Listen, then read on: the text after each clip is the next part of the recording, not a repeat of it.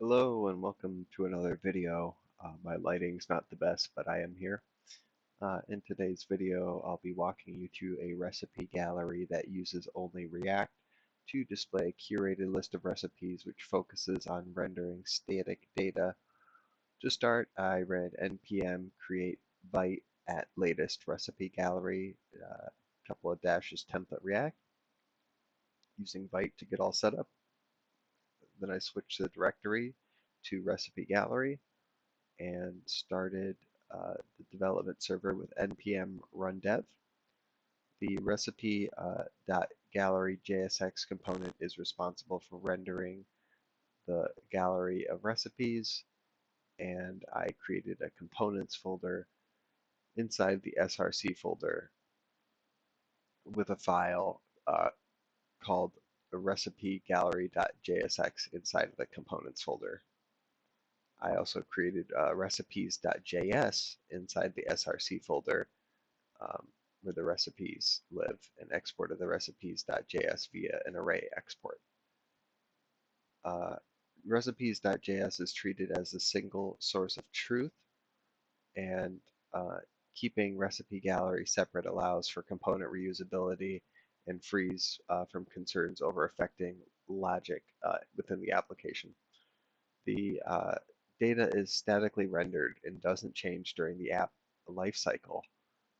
It's considered static because the data source is hard-coded. It's a hard-coded file within the project.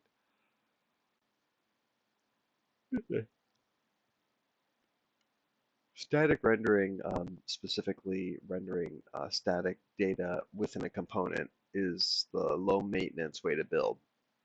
It's best used for content that's doesn't really change, uh, like an about me section or a mission statement. To give you some examples, let's start by looking at within the, let me dial back here a little bit. Okay, not that. So within here, not too much going on outside of here, honestly. It's all kind of in that src file. So we have the, within that, the components folder. But outside of that, we have the source of truth. We'll start there. This is where a constant array is defined, where each object represents a recipe. Each object requires a unique ID to be used as a React key. And here's that export statement that we talked about earlier. Here are the recipes. There's plenty more, but that's okay. Plenty more you could cook anyway. App.jsx uses an import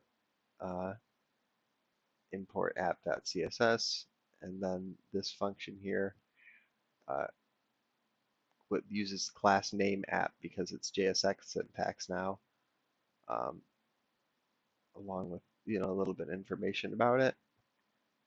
And then here we have recipe gallery being called.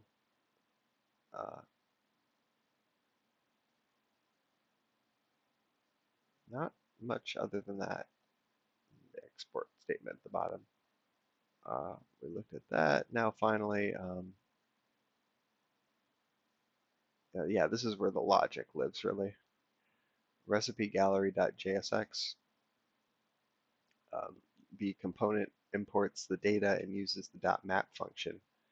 The .map method transforms each JS object into essentially a JSX card, and the key prop is applied to the outermost element of the map, recipe ID in this case, to help React's reconciliation process.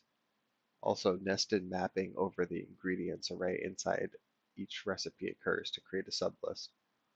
When recipegallery.jsx loads, it pulls the recipe array into the memory. Because this happens at the top of the file, the data is available immediately. Here you have the import with the curly brace syntax, recipes from recipes.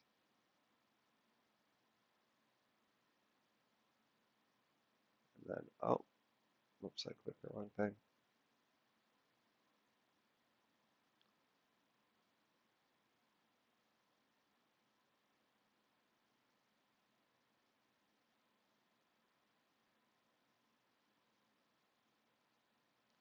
the unique key here is required. So recipe.id, recipe card with the title, ingredients, and this helps differentiate what card you want to see as well. It provides nested mapping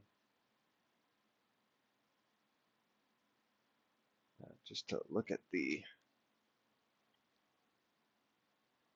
actual recipes. There it is. This is where the actual recipes live.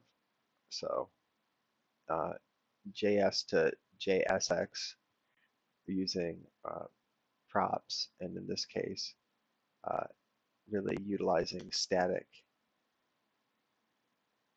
um, statically rendered content to generate that very fast. So that's all I had for you today. I know the lighting's not the best, but I hope you enjoy the visuals. Thanks for watching.